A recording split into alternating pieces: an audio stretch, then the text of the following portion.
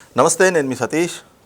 Telugu Desam party 43వ ఆవిర్భావ దినోత్సవం పైన వైసీపీ నేత అంబటి రాంబాబు మాట్లాడడం, అలాగే ఆ పార్టీ తెలుగుదేశం పార్టీ జాతీయ అధ్యక్షులు చంద్రబాబు గారి పైన ఆయన చేసినటువంటి విమర్శలు, ఆరోపణలు కూడా రాజకీయంగా చర్చనీయాంశంగా మారినాయి.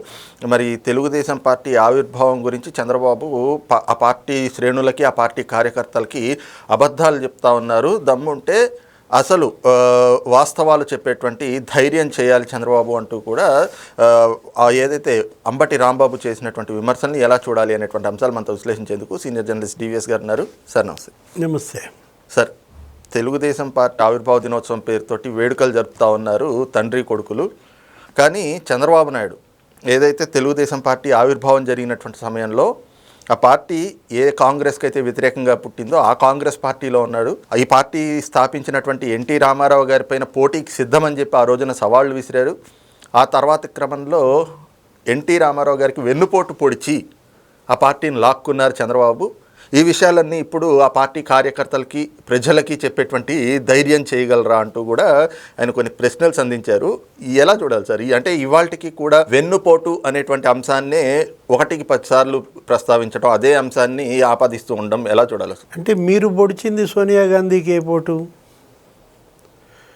ఇప్పుడు జగన్మోహన్ రెడ్డి సోనియా గాంధీకి వెన్నుపోటు పొడిచి పార్టీ పెట్టాడని, ఇప్పుడు వాళ్ళ నాన్న జగన్మోహన్ రెడ్డి తండ్రి రాజశేఖర్ రెడ్డి ఆయన జీవితాశయం ఏంటి? ఇప్పుడు కాంగ్రెస్ పార్టీలోనే ఆయన చనిపోయాడు.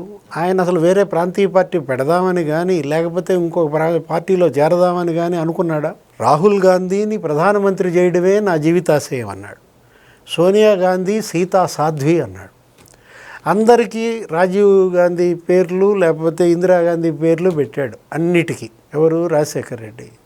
ఒకదానికి కూడా తన పేరు పెట్టుకోలేదు. ఇందిరా సాగర్ అన్నాడు, రాజీవ్ సాగర్ అన్నాడు, ఇందిరా గృహాలు అన్నాడు. అంటే ఇందిర జపం, రాజీవ్ జపం. రాజీవ్ కొడుకు రాహుల్ గాంధీని ప్రధాని చేయడమే నా జీవితాశయం అన్న కదా. మరి ఆ పార్టీకి మీరు పోడ్చింది ఏ పోటు? ఇప్పుడు అంబటి రాంబాబు ఎమ్మెల్యేగా గెలిచింది తొలిసారి ఏ పార్టీ తరఫున? బీఫామ్ ఎవరిచ్చారు అంబటి రాంబాబుకి? ఆ పార్టీకి నువ్వు పొడిచింది వెన్నుపోటు కాదా? ఇవన్నీ చెప్తాడా? మరి ఇప్పుడు అవన్నీ చంద్రబాబు తెలుగుదేశం పార్టీ వాళ్ళకి చెప్తారా అని ఇతను అడుగుతున్నాడు. నువ్వు ఇవన్నీ చెప్పగలవా? నువ్వెటు ప్రచారం చేశారు కదా. జగన్మోహన్ రెడ్డి ఇదే చెప్పాడు, రాజశేఖర రెడ్డి ఇదే చెప్పాడు, విజయమ్మ, షర్మిల, అంబటి రాంబాబు మీరు ప్రచారం చేశారు కదా ఇవే చంద్రబాబు మీద. మరి ప్రజలు మీకు చెంపపెట్టు ఎటువంటి తీర్పు ఇచ్చారు? అంటే తెలుగుదేశం పార్టీ ఆవిర్భావ దినోత్సవం ఏంటి, అంబటి రాంబాబు ప్రెస్ మీట్ ఏంటి? నాకు అర్థం కావట్లా. రెండు సింక్ అవట్లా. తెలుగుదేశం పార్టీ ఆవిర్భావ దినోత్సవం గురించి అంబటి రాంబాబు కొత్తగా భాష్యం చెప్పాల్సిన అవసరం ఏమొచ్చింది? పోలవరం గురించి కూడా అదే మాట్లాడాడు. పోలవరం అసలు చంద్రబాబు గంగలో కలిపాడు, గోదావరిలో కలిపేశాడు, నేనే ఉద్ధరించానంటాడు. కేంద్రమే చెప్పింది కదా. జగన్మోహన్ రెడ్డి పరిపాలనలో ఆ 5 ఏళ్లలో పోలవరం 3%. ఎక్కడ 71%, ఎక్కడ 3%? చంద్రబాబు దిగిపోయేటప్పటికి పోలవరం పనులు 71% కంప్లీట్ అని ఎవరు చెప్పారు? జగన్మోహన్ రెడ్డే చెప్పాడు. ఆయన పోలవరం పైన ముఖ్యమంత్రిగా చేసిన తొలి సమీక్షలో ఏంటి 71% అయిపోయిందండి అన్నారు. మీరేం చేయాలా 5 ఏళ్లలో? ఆ మిగతా 29% కంప్లీట్ చేయగలిగారా? చేయకపోగా నువ్వు డయాఫ్రమ్ వాల్ కోలేసావు, గైడ్ బండు కుంగిపోయింది, మొత్తం నాశనం చేశారు. డయాఫ్రమ్ వాల్ వల్ల నష్టము చంద్రబాబు 400 కోట్లతో కట్టాడు. ఇప్పుడు కట్టాలంటే 1000 కోట్లు. అరే అప్పుడే నువ్వు కంప్లీట్ చేసేసి ఉంటే పవర్ ప్రాజెక్ట్ కంప్లీట్ అయిపోయేది. హైడల్ పవర్ కంప్లీట్ అయిపోయి ఉంటే ఇవాళ సంవత్సరానికి 2500 కోట్ల ఆదాయం వచ్చేది విద్యుత్ అమ్మకాల ద్వారా. అంటే 2500 కోట్లు నష్టం చేశాడు జగన్మోహన్ రెడ్డి. అదొక 1000 కోట్లు డయాఫ్రమ్ వాల్ నష్టం. ఇప్పుడు మీరు 3% కంప్లీట్ చేయటం ఏంటి? ఇప్పుడు 9 నెలలు అయింది. ఏది కూటమి ప్రభుత్వం మళ్ళా చంద్రబాబు ముఖ్యమంత్రిగా మారి. అరే ఈ 9 నెలల్లోనే మరి ఎంత స్పీడ్గా వర్కులు జరుగుతున్నాయి?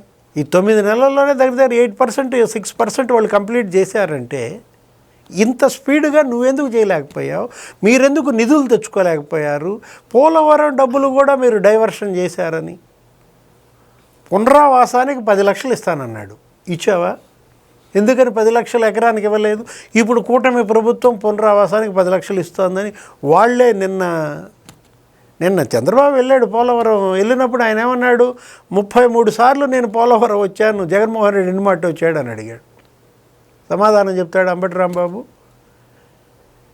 పోలవరం నష్టం చేసింది చంద్రబాబు అనే దాంట్లో ఎంత నిజం ఉందో, ఇప్పుడు ఈ తెలుగుదేశం పార్టీ ఆవిర్భావం మీద ఆయన చేసిన ప్రేలాపనలో కూడా అంతే నిజం ఉందన్నమాట. ఇంకా ఎన్నాళ్ళు మీరు ఆ వెన్నుపోటనో లేకపోతే చంద్రబాబునో ఎన్టీఆర్ అనో ఈ బూచి చూపించి ఎన్నాళ్ళు ఇచ్చేస్తారు? అది అయిపోయింది.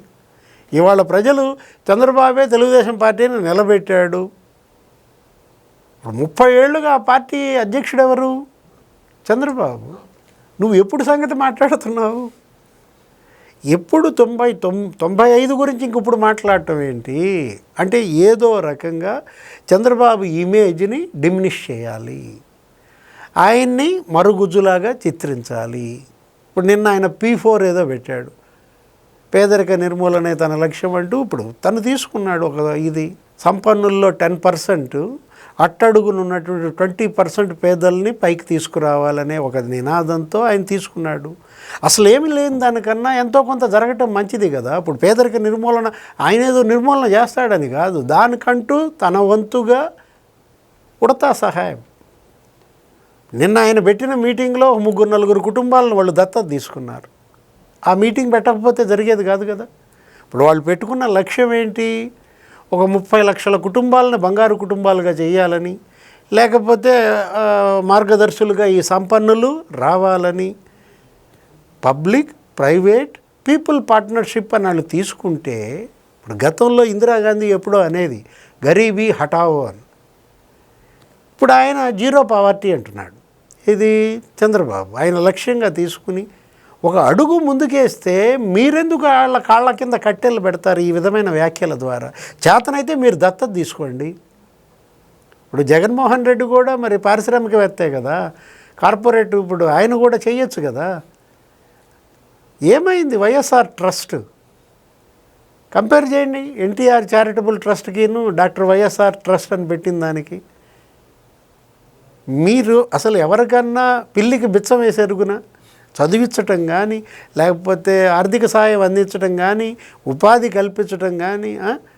అరే జగన్మోహన్ రెడ్డికి ఇన్కమింగే తప్ప అవుట్ గోయింగ్ లేదన్న చెడ్డ పేరు. హుదూద్ కూడా 50 లక్షలు అని చెప్పి ప్రకటించారు, ఇప్పటి వరకు ఆ డబ్బులు ఇవ్వలేదు. మొన్న బుడమేరు వరదల్లో కూడా ₹1 కోటి ప్రకటించి ఇవాళకి దానికి సంబంధించి డబ్బులు ఇవ్వలేదు ప్రభుత్వానికి, సీఎం రిలీఫ్ ఫండ్కి అని చెప్పి హోంమంత్రి అనిత గారు కూడా అదే విమర్శ చేశారు. మొన్న కౌన్సిల్లో బొత్స సత్యనారాయణ బిక్కమొక్క వేశాడు. అంటే ఇంకా బంగారు కుటుంబాలను కూడా హేళన చేస్తాడు. ఇవాళ ప్రెస్ మీట్లో అంబటి రాంబాబు మాట్లాడుతూ బంగారు కుటుంబాలు 2 ఉన్నాయి, ఒకటి చంద్రబాబు కుటుంబం, ఇంకోటి పవన్ కళ్యాణ్ కుటుంబం అంటాడు. అంటే అసలు మీరు ఒక వ్యాధి పట్టినట్టుగా ఉంది, ఒక జబ్బు పట్టినట్టుగా ఉంది. ఇది కాదు వైఎస్ఆర్ కాంగ్రెస్ పార్టీ చేయాల్సిన పని. వాళ్ళు ఏదో వాళ్ళ అభివృద్ధి వాళ్ళు చేసుకుంటున్నారు, వాళ్ళ సంక్షేమం వాళ్ళు చేస్తున్నారు, వాళ్ళ హామీలు వాళ్ళు నెరవేరుస్తున్నారు. ప్రజలు చూసుకుంటారు. ఏది వాళ్ళు కనుక హామీలు కనుక నెరవేర్చకపోయినా, అభివృద్ధి చేయకపోయినా, మిమ్మల్ని ఎలా అయితే నేలకేసి కొట్టారో వాళ్ళని అలాగే కొడతారు. మీరెందుకని తీసుకురాలేకపోయారు కేంద్రం నుంచి నిధులు? ఇవాళ చంద్రబాబు తెస్తున్నాడు. 33 మంది ఎంపీలు ఆ రోజు జగన్మోహన్ రెడ్డి వెంట ఉంది. ఇతను మంత్రిగా చేశాడు కదా అంబటి రాంబాబు. పోలవరం నిధులు నువ్వు ఎందుకు తెచ్చుకోలేకపోయావు?